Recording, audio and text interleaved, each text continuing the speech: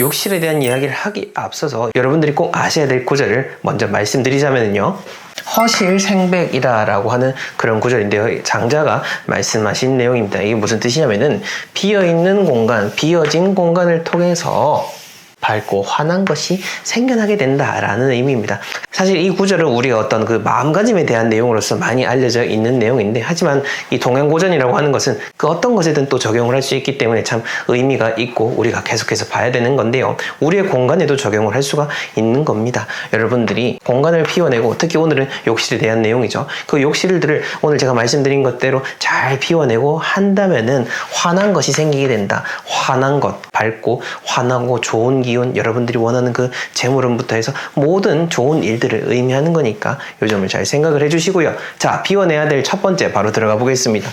여러분들의 욕실에는요, 일단 이것부터 빼내셔야 됩니다. 바로 약인데요. 욕실에 약 두시는 분 생각보다 많으실 겁니다. 특히 이거는 저는 영화에서도 좀 많이 봤던 것 같아요. 외국 영화에서 보게 되면은 욕실에 이렇게 거울장을 딱 열면은 막 이렇게 뭐 수면제라든지 뭐 약이라든지 이렇게 쭉 멋있게 늘어났던 장면을 보고는 하는데, 또 이런 부분들을 본따 가지고 의뢰인분들의 집에 가보게 되면요, 컨설팅 하러 가보게 되면은 그렇게 그 약을 또 이렇게 욕실에 쫙 예쁘게 배치해 놓으신 분들이 많습니다. 우선 요거는 현실적으로 좋지 않습니다. 왜냐면은 약을 둔다라는 거, 약은 변질이 되면 안 되겠죠. 우리 몸을 치료하기 위한 거기 때문에 잘 보존을 해야 됩니다. 각종 이런 캡슐에 대한 약부터 해서 뭐 식염수, 심지어 가글까지도요 다 포함해가지고 이게 변질이 되면서 여러분들이 원하는 만큼의 작용을 불러오지 못하게 된다라는 겁니다. 이건 뭐 제가 그냥 얘기하는 것이 아니라 자료를 찾아보고 이야기를 드린 거니까 요즘 한번 잘 생각을 해보셔갖고, 약은 이런 습기가 있는 곳이 아니라 다른 그런 상온에다 보관하는 거, 그 점을 추천을 드리고요. 두 번째로는 방향제입니다. 멋지동님, 예전에 욕실에 꼭 둬야 된다면 소금단지랑 방향제 두라라고 얘기하지 않았나요? 라고 이렇게 잘 기억하시는 분들도 있을 겁니다. 네, 맞습니다. 이 방향제 두는 거는 분명히 좋은 것 중에 하나입니다. 욕실 풍수에서 실천하시면 좋을 것 중 하나입니다만은, 제가 말씀드리고 싶은 것은 이 방향제 중에서도요 좀 많이 두는 거를 이야기 드리는 겁니다. 구체적으로 개수까지 제가 말씀을 드리자면은 한 3개 이상부터는 여러분들의 몸에 오히려 해가 될 수가 있기 때문에 제가 치워라 라고 이야기를 드리는 겁니다. 그리고 제가 디퓨저를 놓으라 라고 말씀을 자주 드렸지만은, 그러면서도 항상 덧붙여서 이야기 드렸던 게 뭐냐면은 좋은 걸 쓰시라는 겁니다. 뭐 어떤 외부 공간이라든지 뭐 그런 곳은 조금 더 중요성이 떨어질 수 있겠지만은, 여러분들이 항상 생활하는 그 집이라는 공간, 침실이라고 하는 공간은요, 그 방향제를 여러분들이 그대로 먹는 거와 또 같은 겁니다. 먹는 거, 즉 먹는 거라고 하면은 몸에 좋아야 되겠죠. 몸에 좋아야 되는데 싸다 보면은요 어쩔 수 없이 그 질이 떨어질 수밖에 없습니다. 특히 향 나는 제품들은 더더욱 그렇습니다. 이것들이 너무 많이 모이게 되면은 여러분들의 그런 호흡기라든지 천식, 알레르기, 두통까지도 일으킨다라고 하니까 그 점을 잘 생각을 하셔가지고 이 방향제 조금은 줄이시고, 그리고 줄이시되 줄인 만큼 대신 조금 더 좋은 제품을 쓰시라라고 말씀을 드리고 싶습니다. 그다음 세 번째로는요, 사실 이 의약품하고도 비슷하게 우리가 생각할 수 있는 게 뭐냐면은요, 화장품이죠. 욕실에 화장품을 두시는 분들도 많으실 겁니다. 뭐 선크림이라든지 얼굴에 바르는 것들 이제 잘 넣어가지고 욕실에서 해가지고 이렇게 딱 가시겠지만은, 약과 똑같이 이건 역시나 우리 얼굴을 좋게 만드는 일종의 약품이다라고도 볼 수가 있겠죠. 이게 습기라든지 물과 또 맞닿게 되면은 변질이 되다 보니까 여러분들이 원하는 효과를 발휘하지 못하게 된다라는 겁니다. 그 점을 잘 생각하셔가지고 화장품도 빼내주시고요. 그 다음으로 젖은 수건은 딱 한번 쓰시고는 가급적이면은 진짜 뭐 한두 번 정도 더 쓰거나 하는 거 아닌 이상은 며칠씩 두는 거는 권해드리지 않습니다. 아유, 그런 사람이 어딨어요, 더럽게 왜 그렇게 살아요 라고 하시겠지만, 여러분들 제가 참 많은 집들 가보고 정말 많은 분들하고 이렇게 대화하면서 느끼는 건요, 사람은 정말로 다양하다라는 겁니다. 이 세상에 똑같은 얼굴이 없는 것처럼 이 세상에 똑같이 살아가는 사람은 아무도 없습니다. 집마다 생활하는 그 습관이 다 다르기 때문에 내가 생각하기에는 상식이지만은 다른 사람이 생각하기에는 비상식일 수도 있다라는 거죠. 그 점을 생각하셔가지고 또 이런 부분을 통해서 여러분들이 다른 사람을 어떤 이해하는 마음도 어떤 키워가시면 좋겠다라는 생각이 또 잠시 들고요. 자, 자, 어찌됐건 간에 이렇게 젖은 수건을 오래 두시는 것 역시나 건강 차원에서도 그렇고 요거는 풍수적인 부분에서도 문제가 될 수 있으니까 잘 유념을 해주시고요. 5번째로는 휴지통입니다. 휴지통. 이거는 제가 옛날부터 말씀을 많이 드렸는데 요거는 말씀을 드리면 드릴수록 항상 욕먹는 것 중에 하나죠. 욕실에 아니 휴지통 안 두고 어떻게 생활하냐라고 하실 겁니다. 맞습니다. 변기가 잘 막히는 그런 집은 휴지통 억지로 막 이렇게 또 치우시면 안 되겠죠. 당연히 하시되 꼭 둬야 된다면은 대신 자주자주 교체하시라라는 점을 이야기 드리는 거고요. 그 다음으로는 이 물건들과 더불어서 여러분들이 욕실에 머무는 시간 자체를 줄여야 됩니다. 왜 불교에서는 화장실을 뭐라고 하죠? 해우소라고 하죠. 근심을 풀어내고 덜어내는 공간입니다. 근데 또 다른 측면으로 보자면요, 이 근심을 덜어냈기 때문에 근심이 잠시 머무는 공간이기도 합니다. 자, 그렇다면 여러분들이 이 공간에 오래 있다라고 하는 것 자체가 근심이 될 수가 있겠죠. 화장실은 잠시 용무만 보고는 바로 나와야 되는 거지 거기서 오래 뭔가를 하려고 하는 것은 좋지 않습니다. 욕실에 머무는 시간 자체를 줄이시는 것을 권해드리고요. 자, 그 다음 7번째로 욕실 풍수에 있어서 가장 중요한 포인트는요, 바로 이겁니다.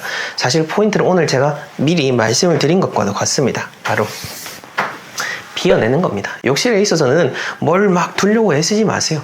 최대한 덜어내시고 꼭 필요한 그런 수건이라든지 청소도구라든지 바로바로 교체해야 되는 그런 것들만 최선으로 하시고 나머지는 다 비워두셔가지고 다른 공간에다가 배치를 하실 것을 권해드립니다.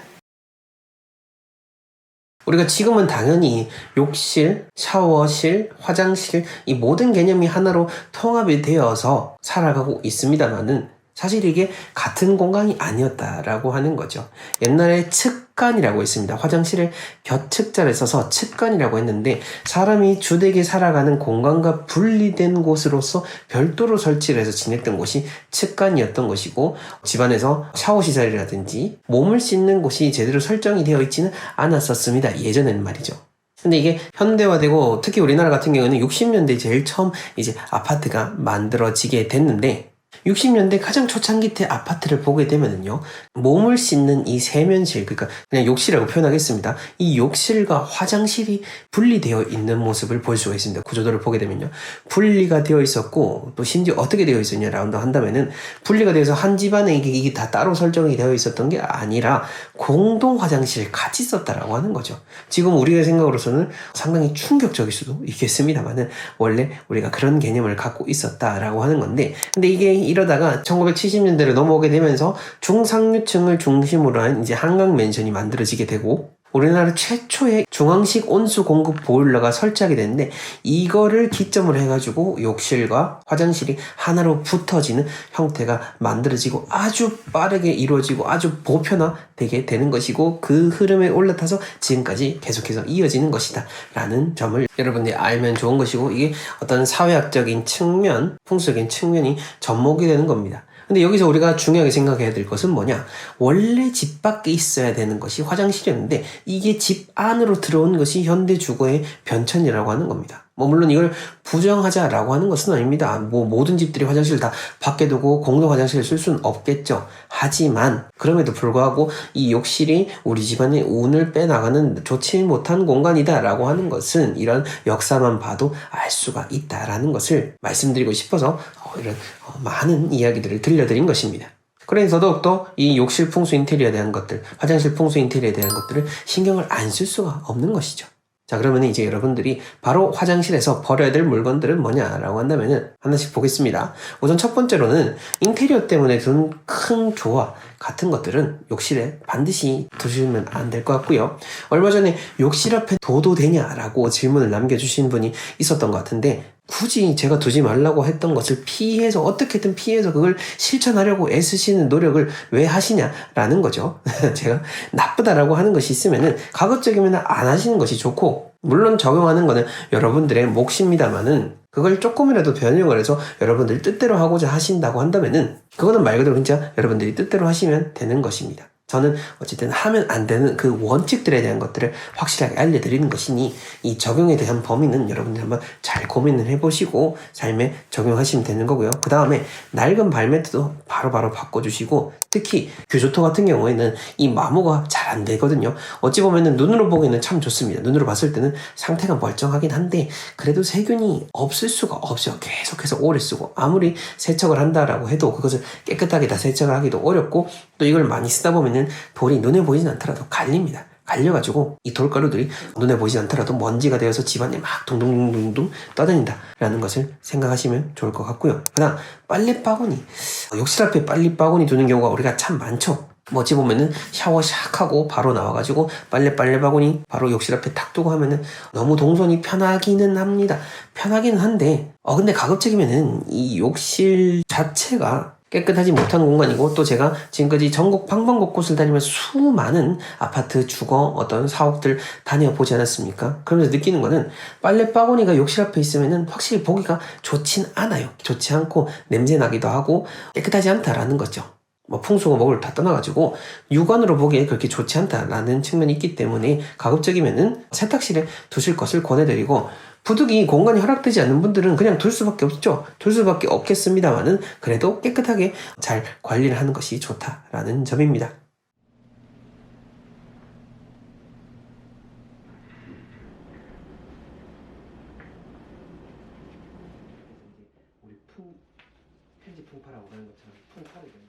아마 이렇게 얘기를 드리면 지금 제가 바로 생각이 나는데, 이렇게 얘기를 드리면은 그러면은 욕실 안에 세탁기도 있고 거기에 빨래 바구니를 두면은 그건 어떡하라 라는 건데요. 그건 진짜 어쩔 수 없는 거죠. 그건 구조적으로 이렇게 이미 설정이 되어 버렸으니 욕실 안에 세탁기도 있으면은 당연히 빨래 바구니를 둘 것이고, 빨래 바구니를 굳이 밖에 집 밖에 딴 곳에 두는 것도 어찌 보면은 좀 어색할 수가 있을 겁니다. 현실적이지 못한 측면이 있는 건데, 일단 중요한 것은 1차적으로는 같이 두는 것 자체가 그렇게 좋지 않다라는 것인 거고, 근데 그럼에도 불구하고 이미 공간이 그렇게 설정이 되어 있으니 우리가 할 수 있는 거는 진짜 청결하게 쓰는 것밖에 없다라는 점을 여러분들 생각하시면서 뭐라도 할 수 있는 방법들을 찾아내고 노력을 하는 거, 그게 진짜 중요한 집안에서 운을 만들어내는 포인트입니다. 자, 그리고 제가 또 집들 많이 다녀보면 이렇게 되면은 가장 눈에 두드러지게 들어오는 게 바로 그 욕실 문 낡은 겁니다. 특히 구축 아파트들, 요즘은 이제 우리나라 사람도 고령화 되고 있지만은 부동산 역시나 고령화가 아주 빠르게 진행이 되고 있습니다. 여러 가지 또 전쟁도 일어나고 유가도 상승하고 원자재 가격도 계속 오르다 보니까 큰 아파트, 큰 건설 현장도 그렇지만은 작은 건물들도 요즘은 잘 짓지를 않는 이런 건설 경기가 위축되어 있는 상황인 거죠. 어찌됐건 간에 제가 얘기 드리고 싶은 거는 이렇게 낡은 공간들이 많다라는 것이고, 그리고 그 중에서도 욕실 같은 경우에는 계속해서 물이 튀다 보니까 아무리 관리를 잘해줘도 문들이 금방금방 낡은 모습들을 볼 수가 있다라는 거죠. 그래서 여러분들 오늘 한번 보시고, 우리 집이 구축 아파트고 또 오래되다 보니까 욕실 문도 낡아가지고 밑에가 나무가 많이 벗겨지고 이렇게 육안으로 보기엔 진짜 해로워 보인다라는 생각이 든다면은 이참에 문을 한번 교체해 보시는 것도 좋겠다라는 점을 이야기 드리고 싶습니다. 그 외에도 화장실 안에 여러 가지 낡은 슬리퍼라든지 물 빠짐을 위해서 줬던 받침들 혹은 코일들, 이런 것들도 잘 관리를 하시고, 이 바닥에 붙어 있던 곳에 곰팡이나 먼지가 잔뜩 끼어 있을 겁니다. 그것들은 한번 싹 닦아 주시는 것이 좋겠다라는 점이고, 이어서 많은 분들 질문 주신 내용도 제가 답변을 드리자면은, 강아지 배변 패드를 둬서 어쩔 수 없이 화장실 문을 열어놔야 되는데 어떻게 하나요? 라고 하는 점입니다. 근데 요거는 저희 회사의 부장님께서 얘기를 해주셨는데, 저희 회사의 부장님도 반려동물을 키우고 계세요. 반려동물을 키우고 계신데, 이 부장님 같은 경우에도 맨날 제가 하는 얘기를 들으시니까 화장실 문을 열어놓지 않으셨겠죠. 열어놓지 않는데, 근데 또 강아지가 또 화장실을 쓰도록 또 해야 되니 살짝이 틈만 보이도록 살짝이 열어놨다라는 거죠. 근데 이렇게 살짝이만 열어놔도 강아지가 알아서 문 열고 볼일 보고 이렇게 나오더라라고 이야기를 해주셨습니다. 그러니까 반려동물들 여러분들이 교육하기 나름인 거죠. 잘 교육을 하셔가지고, 특히 반려동물 여러 마리 키우시는 분들도 진짜 많으신데, 그런 집 가보게 되면 진짜 곳곳에 배변 패드가 다 깔려 있거든요. 곳곳에 배변 패드가 다 깔려 있고 늘 지내는 가족이다 생각을 하니까 그렇습니다만은, 근데 이러나 저러나 집안의 오물들이 항상 깔려 있는 모습과도 똑같습니다. 이것들을 잘 정리를 하고 잘 교육을 하셔가지고 한 곳으로 모으든지 어떻게든 욕실 안에서 해결할 수 있도록 여러분들이 노력을 하는 모습, 그 점을 잘 생각을 하시면 좋겠고요. 그리고 제가 직접 쓰려고 하는 목적도 있고요. 지금까지 정말 많은 곳을 돌아다니면서 욕실에 두면 좋을 풍수 아이템이 뭐가 있을까라고 생각을 해봤는데, 생각을 해서 만든 것이 바로 저희 회사의 오행복수건입니다.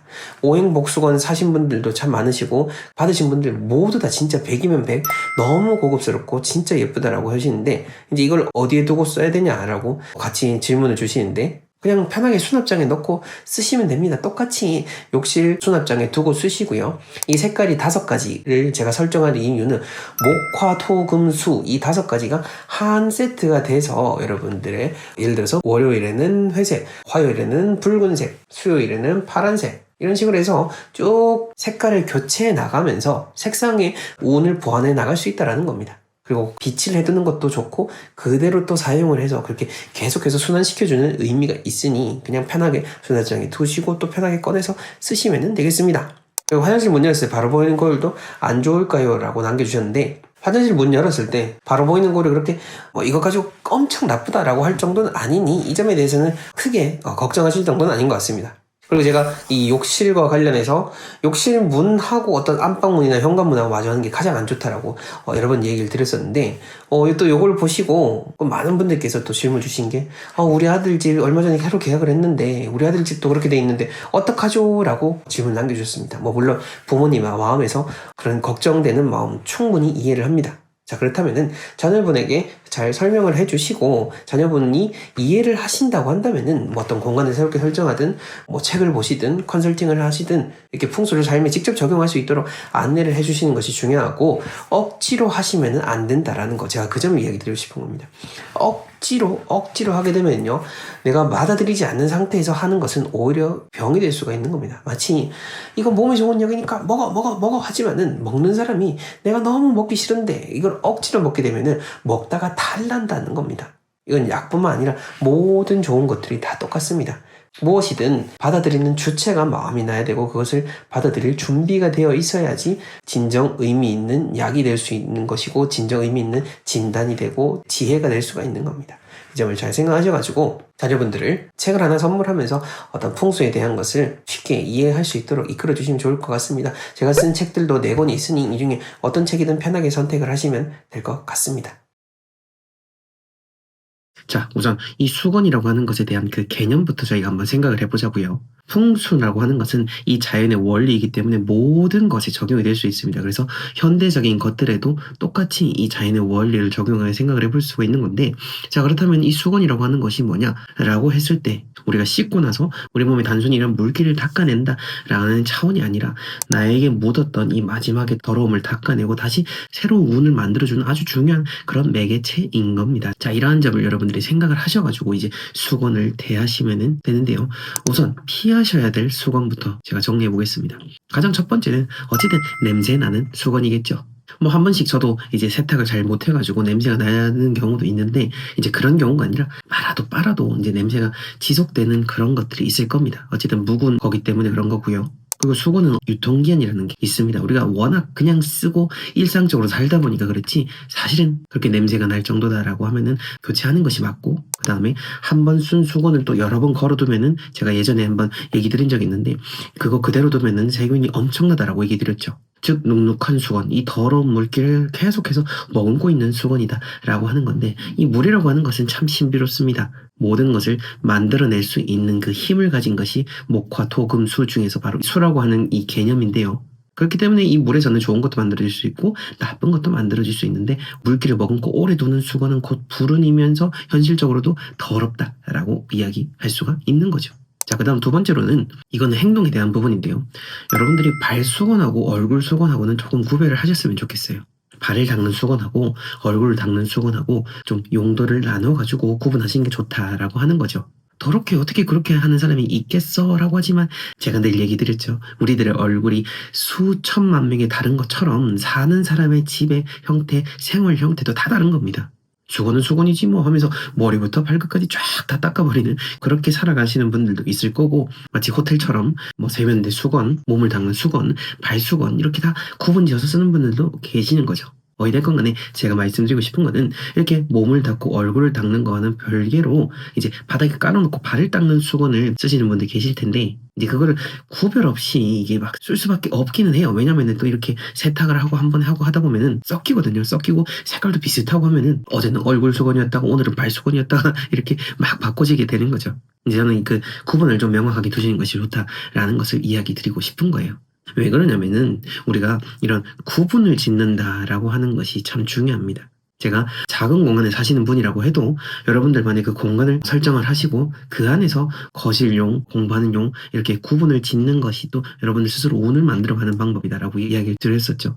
자, 그런 개념으로서 생각을 하시면 되는 겁니다. 수건을 명확하게 구별을 하시고 좀 더 청결하게 쓰실 것을 권해드립니다. 제가 출장 나가가지고 컨설팅을 하러 가서 이제 많은 분들 욕실을 보잖아요. 욕실 보다 보면은 어떤 집은 진짜 욕실이 깨끗하고 또 수건도 정말 예쁘게 이렇게 호텔식으로 이렇게 말아놓는 거 있죠. 저도 이렇게 말아놓고 쓰긴 합니다만은 그렇게 말려가지고 또 이렇게 바구니에다 담아가지고 정갈하게 두신 그 모습을 본 적이 있어요. 그 집을 지금도 기억이 나는데, 근데 보통 그렇게 수건만 하나 봐도 그렇게 잘 정리하고 관리하시는 분들의 집은 확실히 조금은 더 다르고 나쁜 터라고 해도 좋은 쪽으로 흘러가도록 된다라는 것을 봐왔습니다. 이게 뭐냐면은 바로 그 통일감이라고 하는 거, 정갈함이라고 하는 거, 이 조화라고 하는 그런 개념으로 여러분들이 생각하시면 돼요.